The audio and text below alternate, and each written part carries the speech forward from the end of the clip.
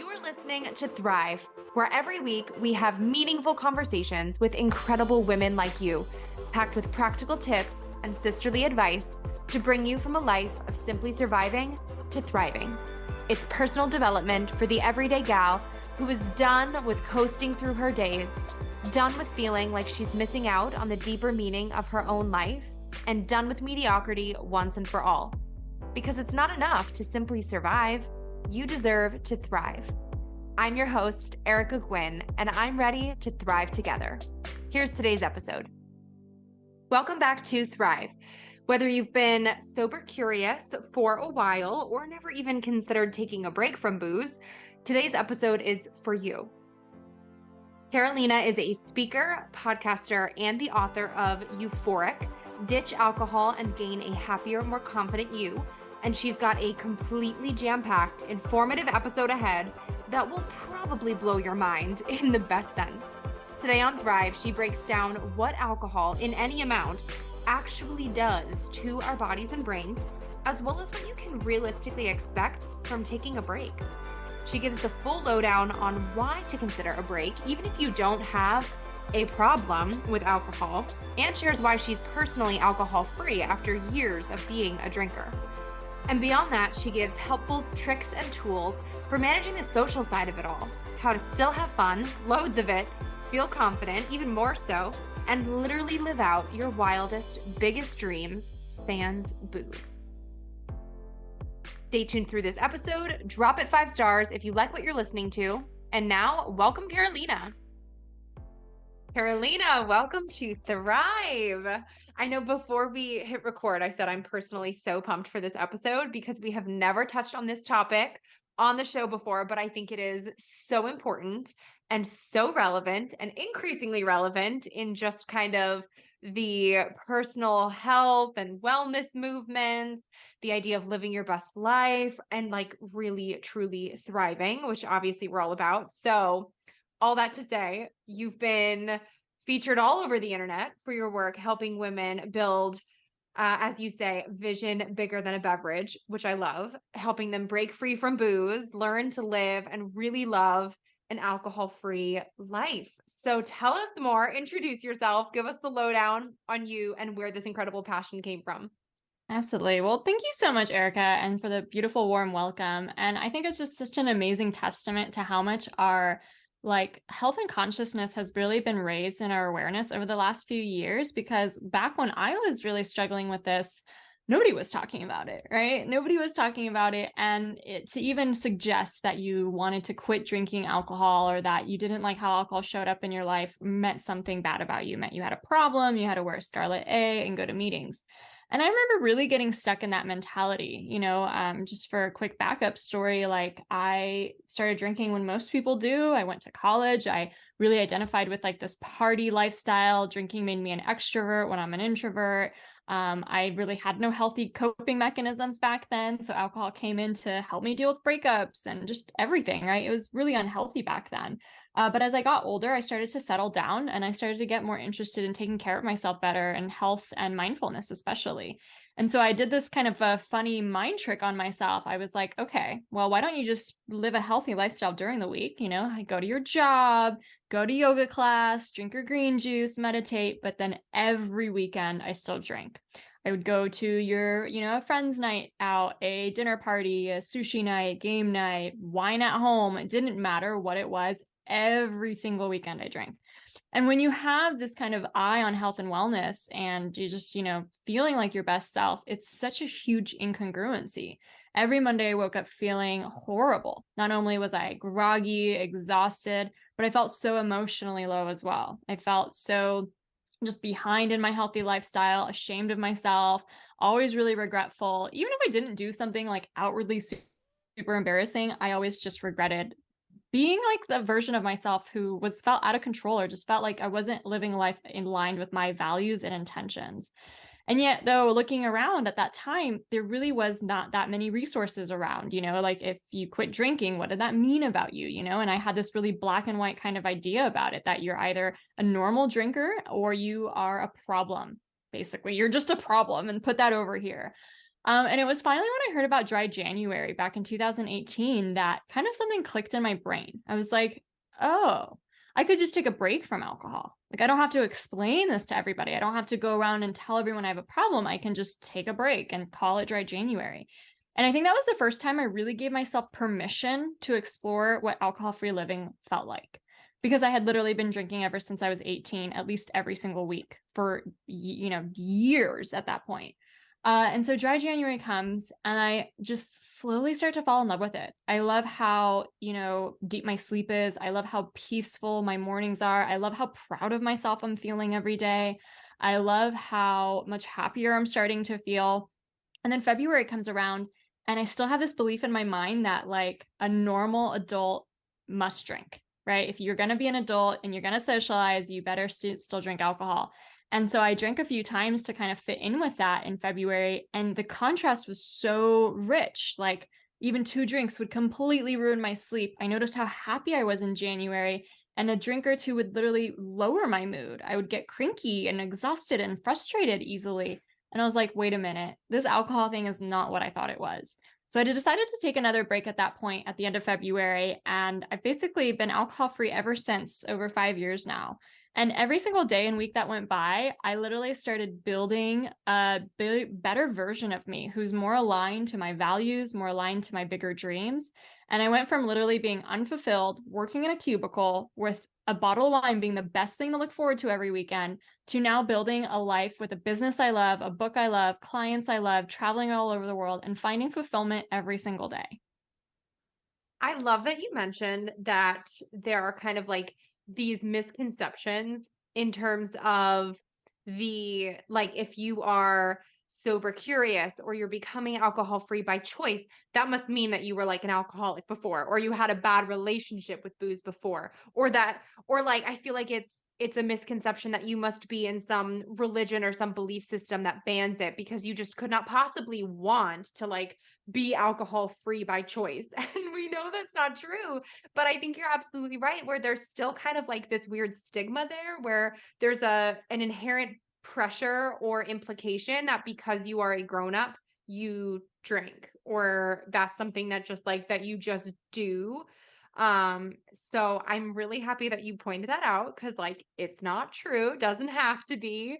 And I'm currently alcohol free because I'm pregnant, but for a while now, I would say I've also been on this sort of like personal wellness journey of realizing how my body feels if I have a drink. Like you said, even if it's just a glass of wine or two, and not like you're going crazy balls to the wall, but just the difference in how your body feels, how your mind operates, how clear things are, just the whole 9 yards, even just 12 hours after that happens. And I feel like pregnancy has been kind of like a little wake up call at times for me too, because I've, I was never a big drinker either, but there have been a couple of times where maybe with our 4 year old, we were having a really tough time parenting or whatever. And I would turn to my husband and say, man, what I would do for a glass of wine right now.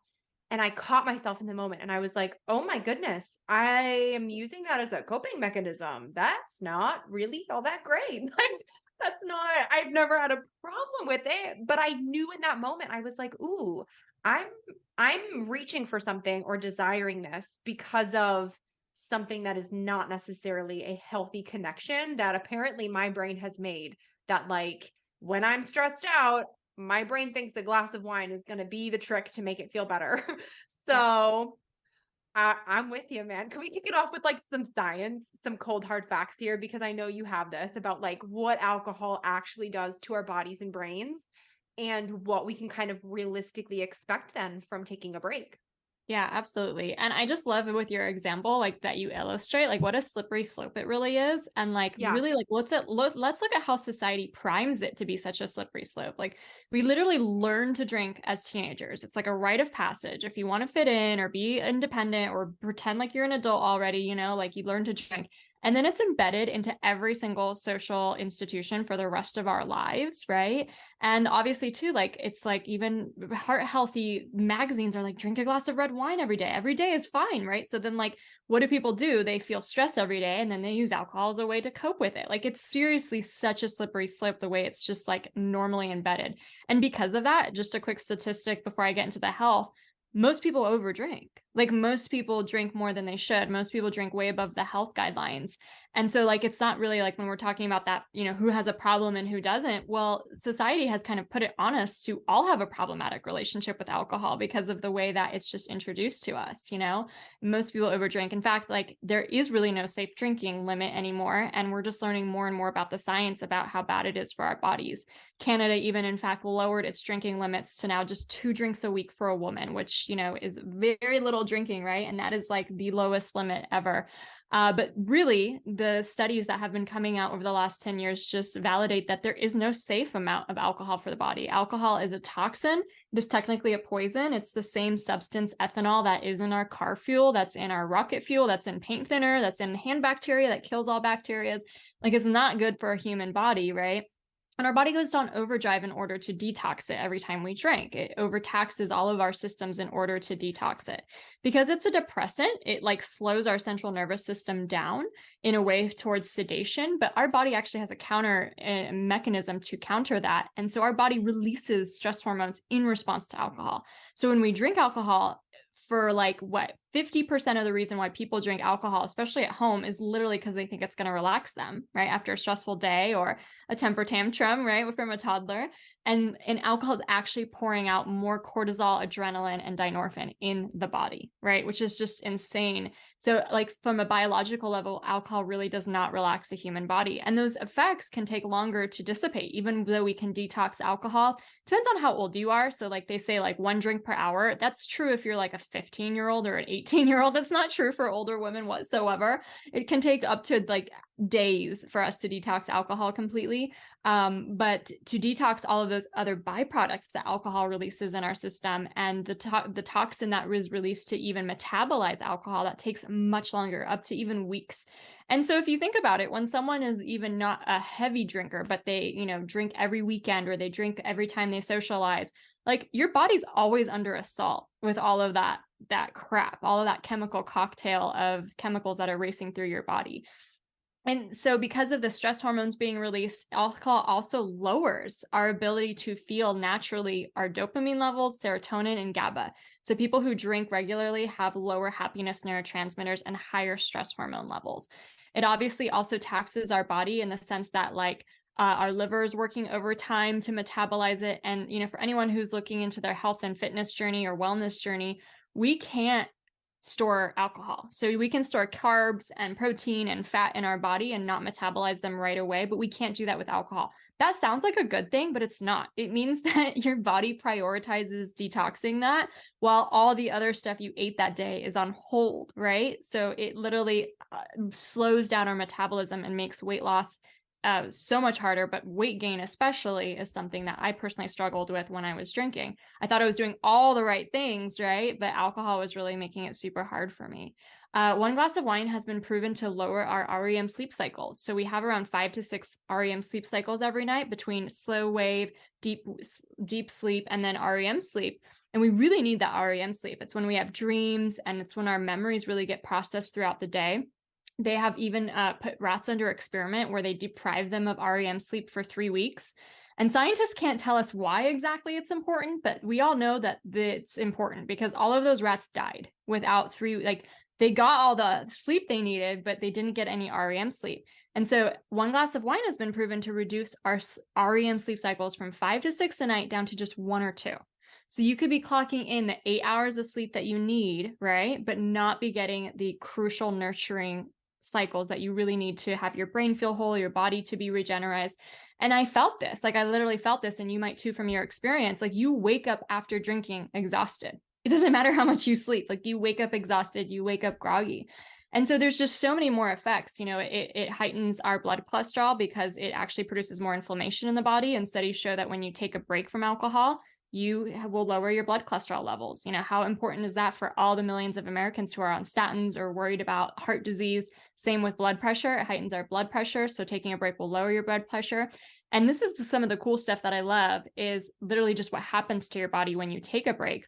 They've proven that cancer markers in the body and the blood actually go down, and that liver fat heals, and that the brain starts to regenerate and grow just from a 5-week break from alcohol. So yes, there's like a lot of studies that are obviously proven that like at even small quantities now, we know alcohol is very bad for our body, but our body is also this miracle that can really heal fast. And the longer you take a break from alcohol, the more your body is healing and really lowering all of your odds for all of these kind of things that you might be scared of. That was all such mind-blowingly interesting information. I feel like my jaw dropped 13 times listening to you say all of that. Holy moly. Now, okay, right off the bat, first question I have is like, do you think people should just cut cold turkey, go completely alcohol free?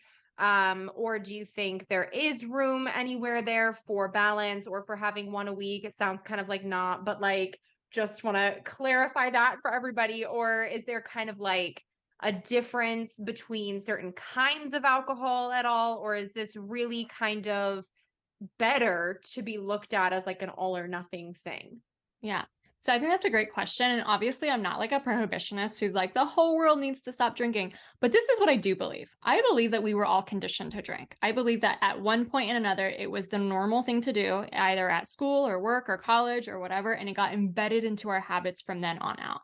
I think that other than pregnancy, really, like most people don't ever even have a chance to experience what life feels like without alcohol.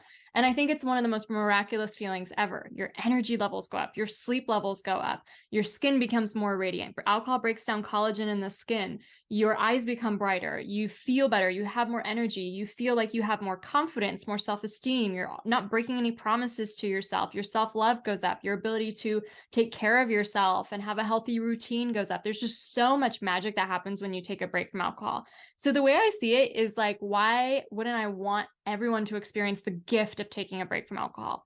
And this is why I love that word, the break from alcohol, because when you just try to drink less, like alcohol is something that's really hard to try to limit or reduce, because we're always in situations that feel like, okay, I'm getting Cokes to drink because I'm out with my friends, or I had one drink and now I want another. Like it's just one of those kind of like slippery slopes like we talked about. And it can cause a lot of mental chatter. Like, for example, I was thinking about alcohol all the time. Now, I wasn't thinking about like, oh God, I need my alcohol. It wasn't like that. But I was like, should I drink tonight? Should I not? Well, my friends invited me out, but I have that presentation tomorrow morning.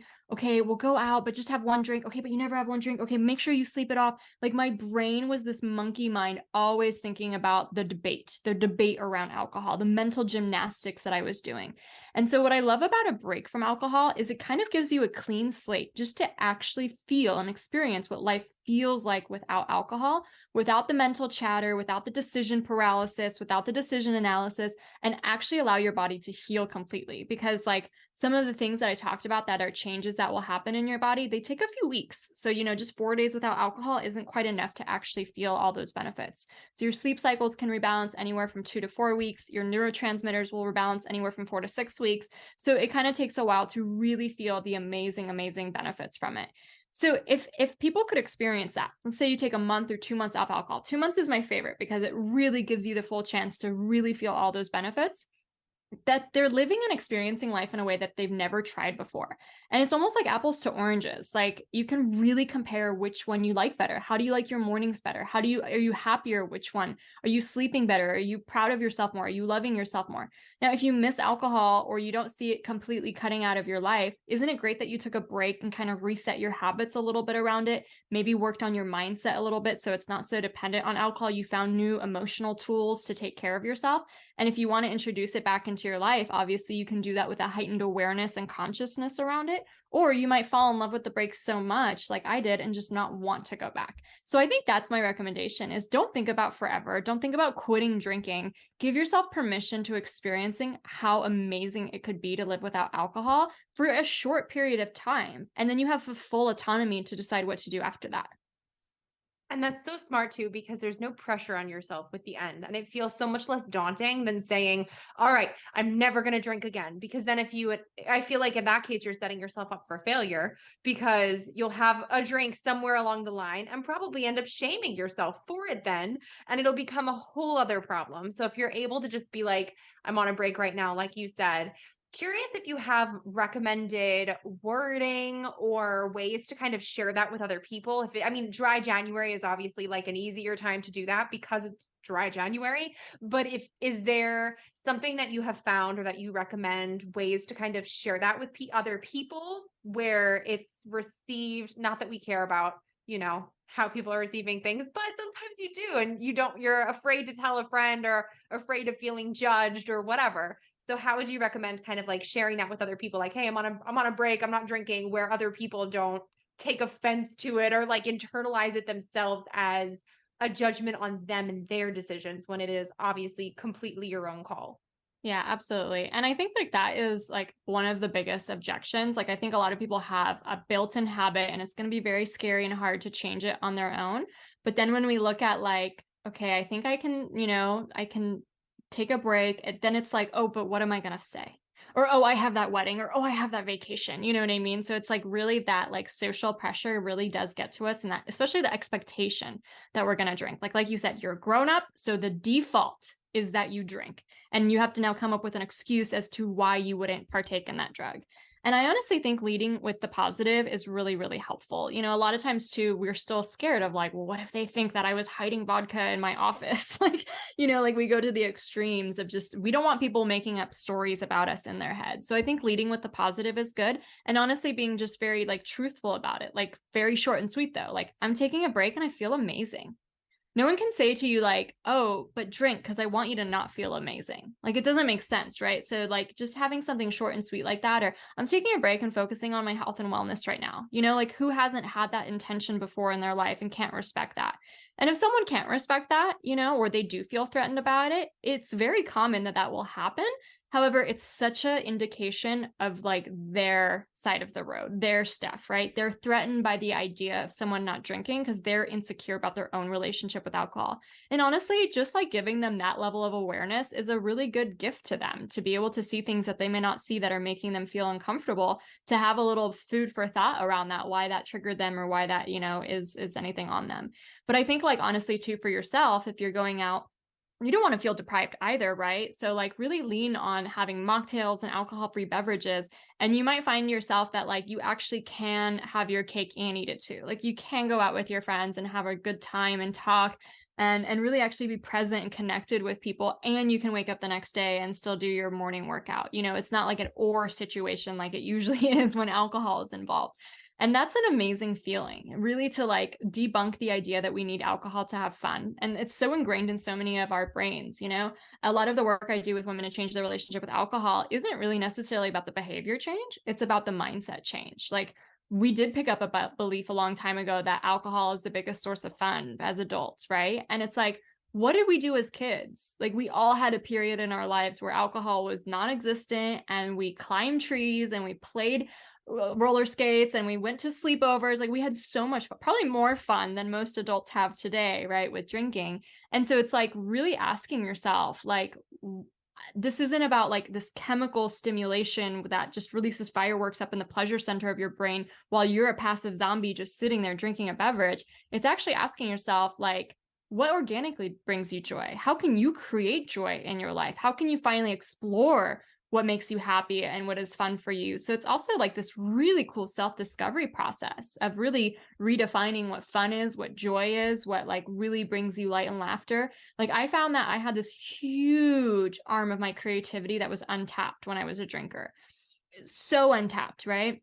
So I started going to writers' workshops as I was, taking a break from alcohol and really expressing my creativity by journaling and writing new, different creative ways. And it was like this like sense of purpose I got from it. Like, wow, like I feel so good expressing my creativity this way. And now I literally use it every single day, in my business, in my book. Like I express myself through words all the time. And it's contributed to literally my financial abundance as well. Like you really can do something you love for a living. It's incredible. And so like, you never know, like when you do the self-discovery work on yourself, you might really determine what you really want out of life, what you really need, and what's really going to make you happy. So as simple or even naive as it is to say, like I've worked with so many clients now that like I see the miracles. People stop drinking and launch businesses. People stop drinking and write the books they always wanted to write. People stop drinking and move somewhere beautiful that they've always wanted to live. Like it's just something that helps you really go after your dreams, because I think it gives you the confidence, the clarity, and the intuition to really know what that is.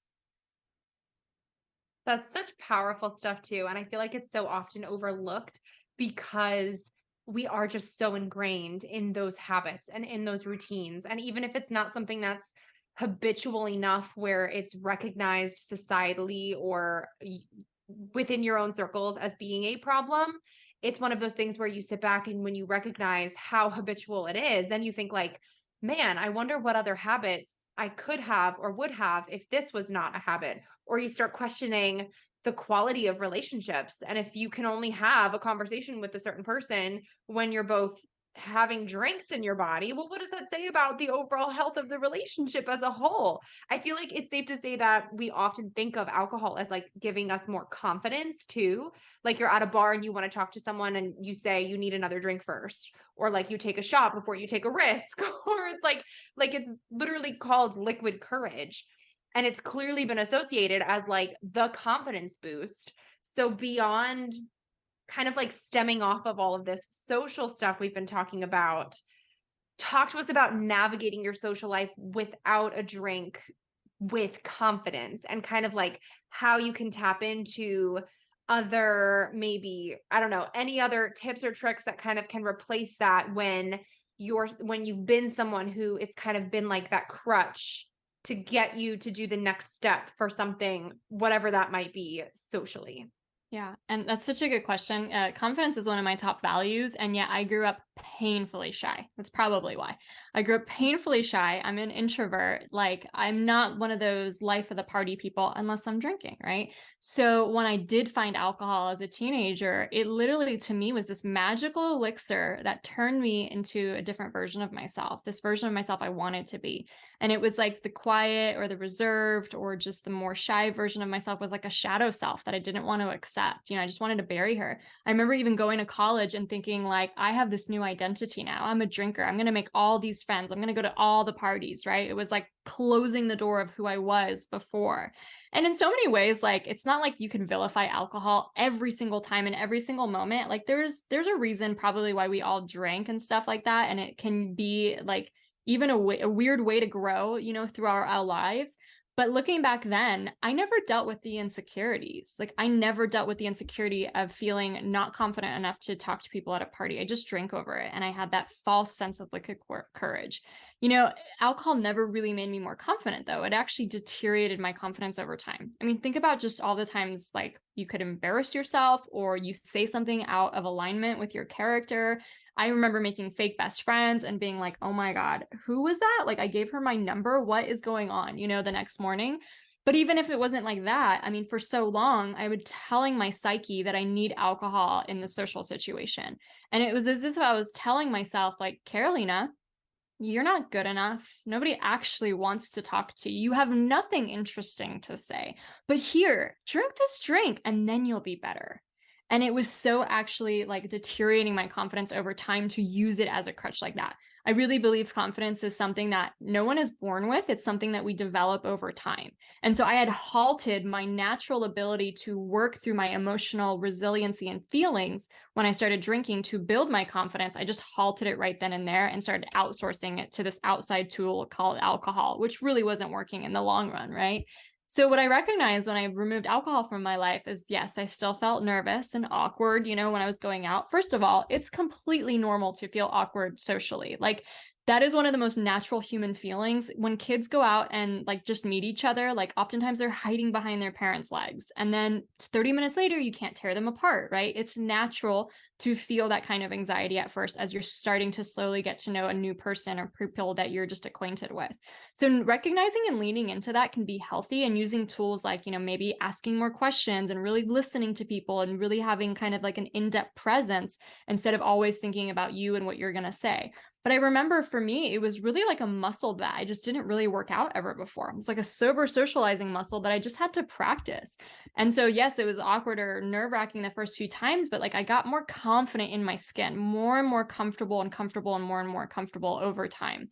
And now I can say like the things that used to scare me just don't scare me whatsoever anymore, you know, like kind of like public speaking. Like most people are scared of doing that at first, but if you have to do it or if you learn to do it in your job, you can repeat it over and over again to a point where it's not going to be as terrifying. You know what I mean? I will say too, though, that like developing that confidence within is really like living a life aligned with your values and your intentions. Like when you abide by the things you really want for yourself, you will feel so much more confident. I remember just getting to like 3 weeks without alcohol, 4 weeks without alcohol. I was like, who is this woman? Like alcohol was my Achilles heel for so long that it was like, oh my God, she's smashing it. This is superwoman. Like most people on the planet aren't doing this. So it really built my confidence over time. Just like the daily showing up for yourself like that really, really can build your confidence and your trust in yourself. Like I trust myself to take care of myself and be there for myself. And, you know, socially too, like I'm still introverted. So like I have no problem, you know, networking and going into a room and speaking on stages and stuff like that. But I also recognize like I need me time. I need me time. I don't like to go to a bar till 2 a.m. Like that's not fun. I'm 35, right? Like I'm over that. So it's also listening to like what I really want, what the ways I want to socialize, you know? So for some people who might find themselves more introverted too, maybe you really like 1-to-1 or 1-to-2 conversations, and it'd be so much more fun to invite your friends for coffee on a Saturday morning than go to a big, huge party where you feel kind of lost in the crowd. So it's really like building that confidence up through actually working through your emotional development and emotional maturity, but also recognizing that you get to choose like what it looks like in your life, you know what I mean? And do what is really aligned with you. And honestly, that level of self-discovery just sounds so much more empowering and so much more appealing. Like who wouldn't be listening to that being like, "Wait, yeah, like that actually makes so much sense and sounds so fantastic." I'm curious what tips you would have to for kind of like the transitional process when you are still in a social setting with people, you are on a break yourself or choosing not to drink, but other people around you are drinking. And I feel like we've all been in that situation probably where people are making their own choices and at different levels. And like there reaches a point where it's pretty clear that you are sober and they are not. And I know personally for me, that's always something that I've kind of struggled with because it can feel kind of fake or it feels kind of weird or just off when you are very aware of like who feels like they're being themselves versus who now feels like it's the alcohol kind of speaking. So I would love to hear kind of tips for navigating that. Kind of also building off of all of this like social stuff and the transition of it all. Absolutely. And I really believe that like you're allowed to have boundaries. Like if it's not fun for you anymore, you're allowed to leave. You're allowed to energetically distance yourself from the drunk person who's trying to repetitively talk to you. You know what I mean? Oh, And find preach. someone more on your level. And you know, I just think of it this way. Like Tony Robbins doesn't drink, Gabby Bernstein doesn't drink, Brene Brown doesn't drink, Deepak Chopra doesn't drink, Gretchen Rubin doesn't drink. Like these are multimillionaire movers and shakers on our planet that do not drink. And I could never see Tony Robbins going to a party and having people get annoyingly drunk in front of him and him feeling like he has to go down to their level to be able to relate to them. Sometimes we can understand that like we don't need to have every single need met by every single person around us, right? And that like maybe there is a group of more like-minded people that we really get our growth or our connection from, you know what I mean? And not relying on our like in-laws to give us that kind of a thing, right? If that's a kind of a situation. I remember too, like having this really stark realization where like I just realized I had different goals than other people. I was at a game night and I wasn't drinking already. And I don't know, the game was just lasting forever. Like it was almost 2 a.m. And I was just like, don't these people have things to do tomorrow? Because I was writing a book at that time and I really wanted to wake up early and be able to write my book. So it's also like, I think okay to just be honest with yourself that like you might have a different vision than other people. And if you're out there trying to build a business or if you're out there trying to build a movement or do something like really big and beautiful with your time, it's okay to recognize that like you can be different from other people. In fact, you were born to be different from other people. And you don't have to stoop to like someone else's level in order to just get along for that one night and then regret it the next day because that person really doesn't matter, right, in your life. So I think it's like really holding the energy of being allowed to play big and not playing small and not playing small for other people. It's like a metaphor, obviously. Honestly, I think just ditching alcohol in the first place is this huge symbolic like message for your life and what the universe really wants for you, because you're letting go of what no longer serves you so you can really step into the version of yourself you're meant to be. And these relationship dynamics and socializing dynamics are just strengthening you through that process as well. So I would say to someone, like, find your alter ego, find like someone you really respect out there that doesn't drink alcohol. Jennifer Lopez doesn't drink, Anne Hathaway doesn't drink, Drew Barrymore doesn't drink, Lady Gaga doesn't drink. Like, how would they handle that situation? And mimic and model them. And you'll do it probably confidently with grace and, not feel like you're the one who's like the odd one out. It's like, what are you really trying to belong to? Who do you really want to belong with? So many snaps to all of that. And what I love so much, I feel like a helpful reminder for everyone too, is we're not in any way, shape, or form trying to shame people who do still choose to drink alcohol. Like, you do you, that's okay. It's a different journey. But I feel like if you're someone who has felt judged yourself in the past for making a choice like not drinking, or if you've been the person at a party saying no and then someone threw their things at you, you can automatically feel like that's going to be what happens, where like your natural tendency is, okay, then I have to make other people comfortable, instead of actually asking yourself the hard question of like, but am I comfortable and am I enjoying this? And like you said, you can just have different visions of what your life looks like. And that doesn't mean that you are putting them down or judging them or anything like that. It just means that you're different people on different wavelengths and different trajectories, and it's all okay, and you can totally do you confidently, and that's that. Really, that's like, you could just drop the mic after everything you just said because it was just so good. And I really do truly, I love the way you say like non-judgmental, everyone's on their own growth journey, and not all people are meant to like reevaluate the role of alcohol in their life. They've got other things that they're supposed to reevaluate and change in, so respecting that as well, but also like not forcing yourself to do something that's so uncomfortable for you just to make the person who's not even going to remember the next day like happy in that moment. You know what I mean? Like, they have the whole world validating a drinking culture. So like you being the one person at a party not drinking, like if that threatens their whole worldview, again, that's on them. Okay, so on that note, I want to know, what are some of your personal favorite coping mechanisms that are healthier and better and more effective than booze? Yeah, great question. So I want to go way back to like what was really helpful at first, and then I'll tell you some of the things I've also discovered along my journey. First of all, like, there is such a ritual around drinking. It's a ritual when we put together like a nice glass and we put some time into it. We're also so overproductive in our society. Like, everyone's racing around to do all million things on our to-do list. And so the idea of coming home at 6 p.m. and saying, no more emails, no more work, I'm going to sit down and enjoy a drink, that's not wrong. Like, in a beautiful way, the ritual itself is actually really beautiful to give your brain permission to relax. In fact, they actually did this study where they put brain nodes on people who just got off work. And so they're able to measure their brain waves. And everyone's brain waves were really chaotic. Everyone's pretty stressed out. They just finished a work day. And they sat down at a bar or restaurant, and then everybody orders a drink. And all of a sudden, their brain waves smooth out. They get nice and relaxed. Now, here's the kicker. Nobody actually drank the drink yet. They just put the order in, right? So it's almost as if the anticipation of being able to relax is what relaxes the brain, not the ethanol itself. And so carving out that window of time for you to just slow down, especially if like that's a habit you've had before, is like drinking after work or on the weekend or whatever.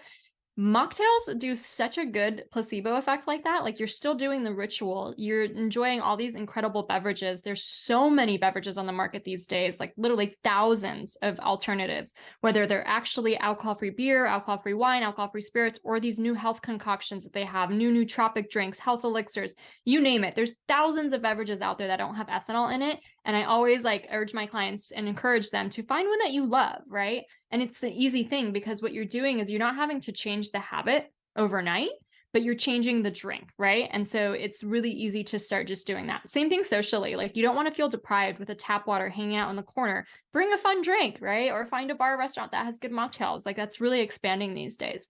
So that's like the easiest go-to, is just replace like that. However, Obviously, there's so many other tools out there to actually process our emotions and to really have emotional regulation in our life. So starting to experiment with different tools and techniques that will really help you either feel your feelings, process your feelings, and clear through that stress are really helpful as well. So journaling was really helpful for me to even recognize, like, why am I so stressed? Like, why am I pent up? Am I having resentment to my boss to put so much work on my plate? Or like, what's really going on?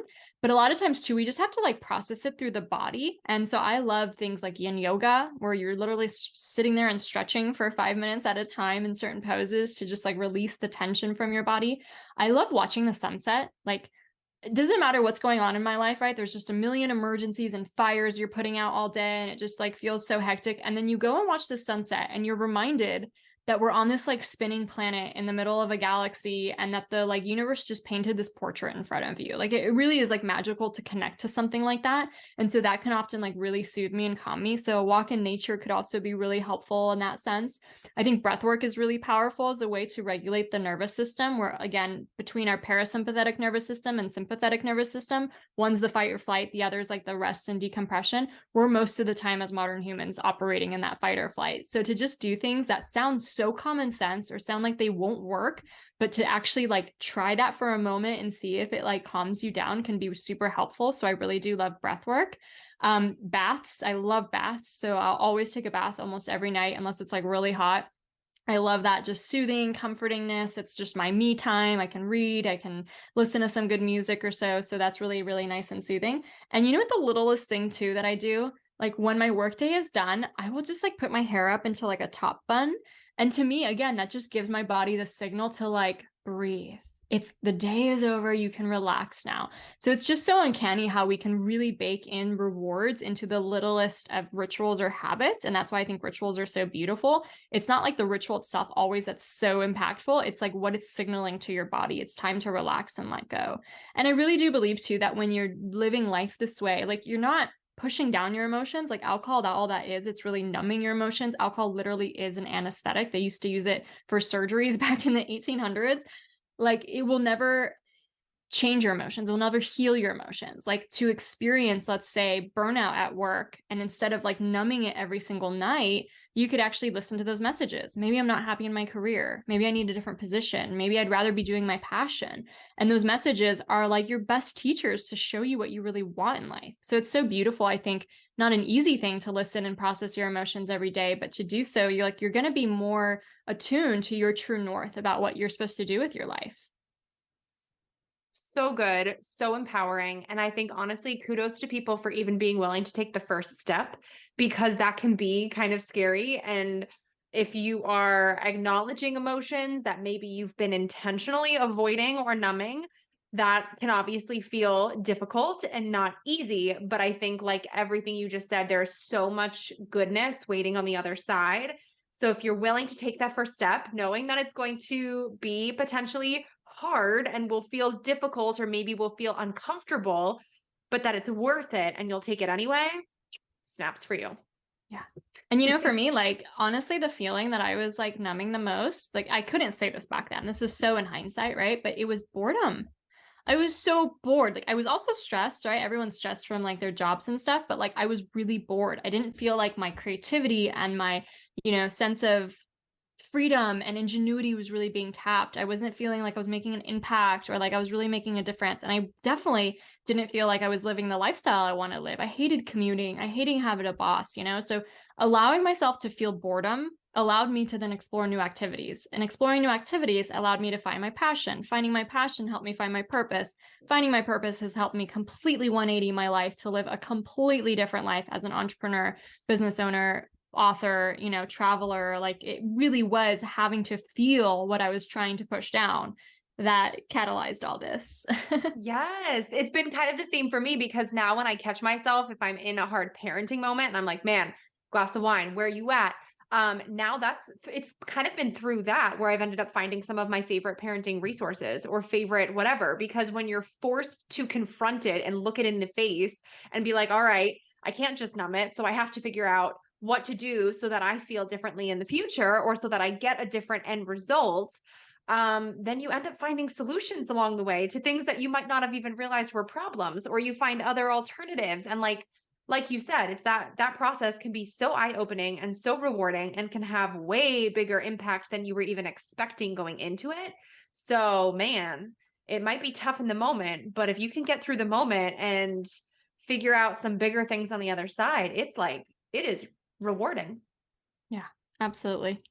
Amazing. Well, Carolina, thank you so much for coming on Thrive. This has been like such a cool conversation that I think will resonate so hard. So I really appreciate your time.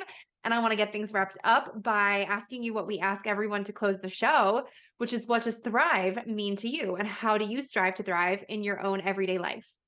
Yeah, I think thriving is like really living in your full potential every day and striving to be the version of yourself you really want to be. I think thriving is knowing that by the time you're 90 years old, hopefully, that you're not going to live a life looking back in regret, and that you really took it all and did the things you really wanted to do with this one and only lifetime. And thriving every day, obviously, we forget that every day. We forget all the time, right? We fall asleep at the wheel all the time and just kind of get stuck into the inertia of life and whatsoever. But having a way to deeply connect with yourself at some point through your week or through even your day, to just remember what like really matters, what your real priorities are, what you really want, and to really get focused on that. I think to me, that's what thriving looks like. Amazing. Well, tell everybody where they can connect with you online and find you, grab a copy of your book, and chat with you further. Awesome. Well, if you're interested in reevaluating the role of alcohol in your life and getting a really good body, mind, soul guide on how to do so, my book is called Euphoric, Ditch Alcohol, Gain a Happier, More Confident You. You can find it at www.euphoricbook.com, or anywhere you type in euphoric in a bookseller, you'll find it as well. And then if you're interested in doing any formal programs with me, any coaching, I also host retreats to Bali and Mexico. I'm launching a coaching certification this year as well. You can find all that fun information at euphoricaf.com. And then I'm mostly on Instagram. If you want to chat there, feel free to DM me. I'd love to hear from you. And that's euphoric.af. Wait, before you go, make sure you're subscribed to never miss an episode of Thrive. Drop 5 stars on your way out if you like what you just listened to, and come join the party on Instagram at thrive.podcast to stay inspired and thriving all week long. Thanks for tuning in. It's your time to thrive.